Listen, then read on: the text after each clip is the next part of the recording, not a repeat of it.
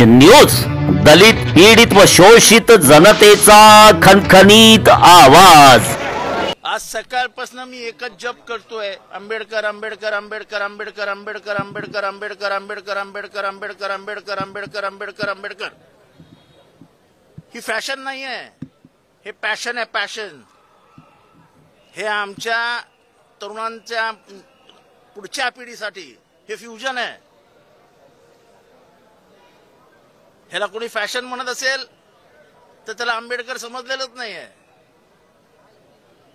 अगर भगवान का नाम लेते तो स्वर्ग दिखता, आम्हाला स्वर्ग बघायचाच नाही। स्वर्ग काय असतो, देव काय असतो आम्हाला माहितीच नव्हतं। मानवाचं जीवन काय असतं हे आम्हाला माहित नव्हतं, ते आम्हाला आंबेडकरांनी दाखवलं। आणि त्यामुळे आंबेडकर आंबेडकर आंबेडकर आंबेडकर म्हणणं ही फॅशन नाही, तर आमच्या अंतरात्म्याची आवाज आहे। ही जर कोणाला फॅशन म्हणत वाटत असेल तर त्याला परत एकदा आम्हाला मागे न्यायचंय।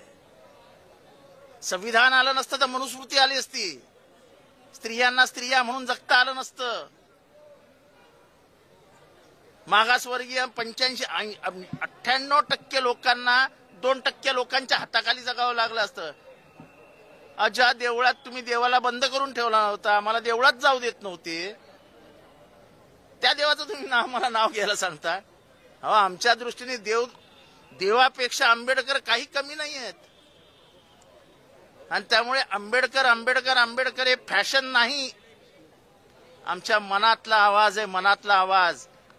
जेव्हा अन्याय होतो, जेव्हा अत्याचार होतो, जेव्हा अनाचार होतो, तेव्हा फक्त एकच माणूस ऊर्जा देतो, एकच नारा ऊर्जा देतो, तो म्हणजे जय भीम। त्यामुळे काल जे म्हणण्यात आलं फॅशन आहे, ती फॅशन नाही बाबा। त्या बापाचं नाव घेतल्याशिवाय आम्ही पुढेच जाऊ शकत नाही। प्रत्येक पावलाला त्याचं नाव आमच्या तोंडी आलंच पाहिजे, नाही तर पुढची पिढी आम्हाला कृतज्ञ म्हणेल, आम्हाला कृतज्ञ म्हणून घ्यायचं नाही।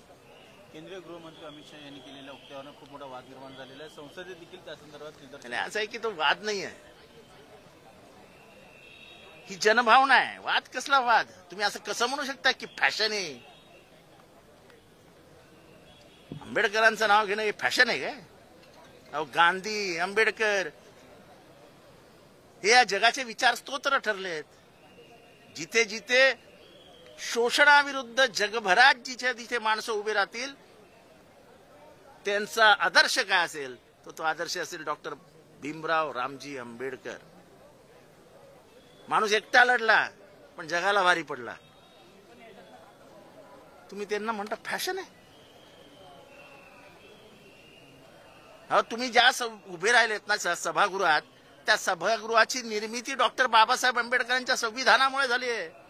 तुम्ही जे बोलू शकता ना, ते डॉक्टर बाबासाहेब आंबेडकरांच्या संविधानामुळेच बोलू शकता। या देशातल्या प्रत्येक नागरिकाने हा जप केलाच पाहिजे, आंबेडकर आंबेडकर आंबेडकर आंबेडकर आंबेडकर। त्याला क्रमप्राप्त आहे, ते त्याचं कर्तव्य आहे, त्याची टिंगलटवाळी करायला जाऊ नका।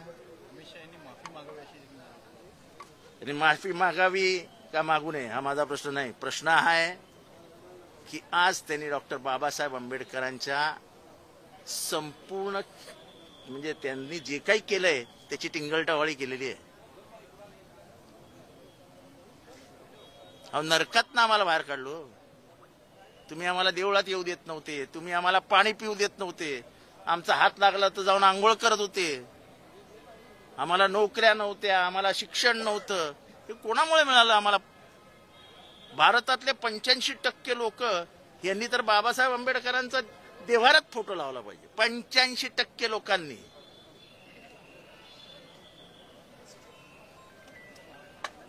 आमच्या दृष्टीने देवानंतर किंवा देवाच्या बाजूला कोण आहे तर डॉक्टर बाबासाहेब आंबेडकरच आहे, देवानंतर नाहीच। मी तर त्यांना देवाच्या पुढेच मानतो।